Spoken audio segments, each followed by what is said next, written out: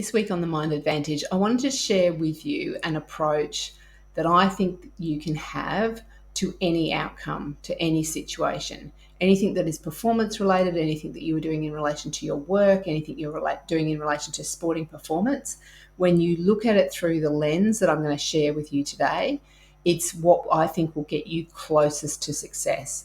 It's the model that I use with all of the individual athletes that I work with. It's the model that I use with any team that I'm working with, and particularly if I have any other professional who's trying to achieve at their best. This is how I encourage people to approach the way they think about what they've just done so that they can move closer to where they want to get to. So I really do think it's the most powerful pathway to success. So this is part of our Mind Advantage series. I'm Dr. Jo Lukens, and I help motivated individuals develop high performance thinking without all the waffle. So let's have a look at the quotes. So basically it's one quote that I'm going to break up for you into two parts. It's the approach that I always use. It's very simple when you think about it, but I think too often people miss the opportunity to pick up all the gold that comes from any particular performance. So it starts with a phrase that you may have heard, and that phrase is that success leaves clues. So one of the things I find is that when people have been successful, they can often be really quick to say, that's great, and then move on. And they miss the opportunity to understand the real clues that lie behind why that success occurred. So if you think about it, I was with a group of people today and we did a fuel audit for the last 24 hours. What have you consumed in the last 24 hours? What have you had to eat? What have you had to drink? And people were then encouraged to look at it through the lens of, how did you feel that went? Now, as I said to them, there's going to be times when you look at what you've eaten in the last 24 hours and go, look, I was really happy with lunch today. I think I made some healthy choices. I ate at the right time and that all went well for me.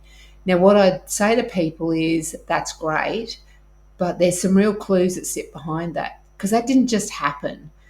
Something that you did, ways that you thought, how you prepared yourself for today got you closer to that successful outcome. Maybe you planned your meals on the weekend. Maybe you didn't wait until you were starving hungry to organise your lunch. Maybe you gave yourself permission to step away from your desk or away from what you were doing to organise the lunch that you had. So if we can pick up on what our own individual clues are in relation to success, then we can repeat it. And that's one of the important things. I think many sporting teams don't spend enough time exploring why it was that they won. And that's kind of crazy to me, because we know that success leaves clues. We know that if you win, it's not just because you rocked up, it's because you put a whole range of things in place.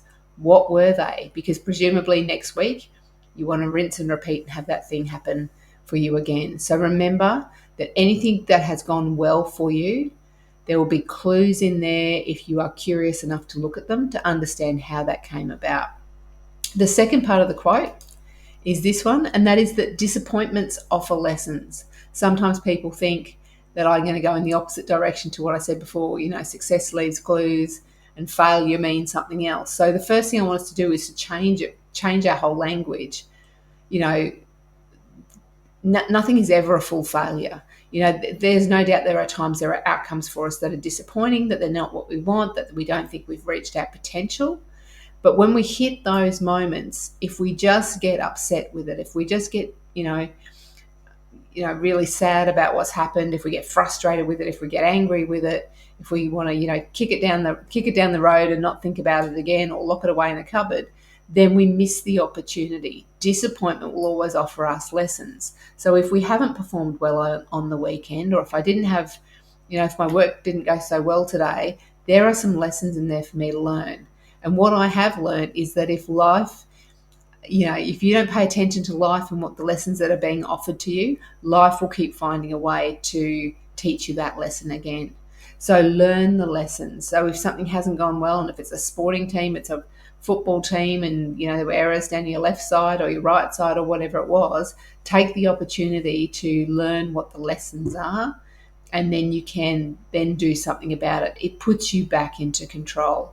So when we put those two elements together, we see that success leaves clues and disappointments offer lessons. And what we can really think about for those two things is that what that means moving forward for you, if you want to take on board some of this advice, is that from here on in, you only have successful outcomes that offer you clues or disappointments that offer you lessons.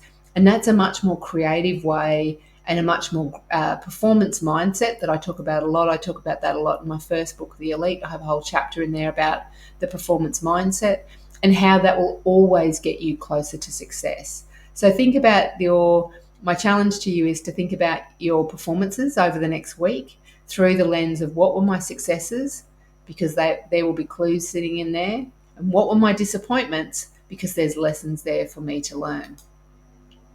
My last quote that I want to add to this is that failure is not the opposite of success, it's part of it. So when we have those disappointments, when life offers us those lessons, that actually will get us closer to success if we give ourselves permission to learn them. So that's another great quote that I really love, so that when the failures come along, sure, we'd rather not experience them, but we do. So when we do experience them, how can we make it part of our journey on our way to success? And of course, one of the ways to do that is to appreciate it for the lesson that it is. So I hope you found these pointers in today's presentation of interest. I hope there's something that you can use there. Maybe there's someone you'd like to share this with. So you'll find these videos, my whole series of Mind Advantage videos, either in my Facebook group, if that's where you're sitting right now, or in my YouTube channel. So feel free to subscribe to the YouTube channel. That way you make sure that you always get those videos when they come through, or you're getting them in the Facebook group with me as well. So I hope that gives you something to think about. Please let me know if there's another topic that you'd like me to present on. But until next week, I trust your week goes well, and I hope you find the clues in your successes and the lessons from your disappointments.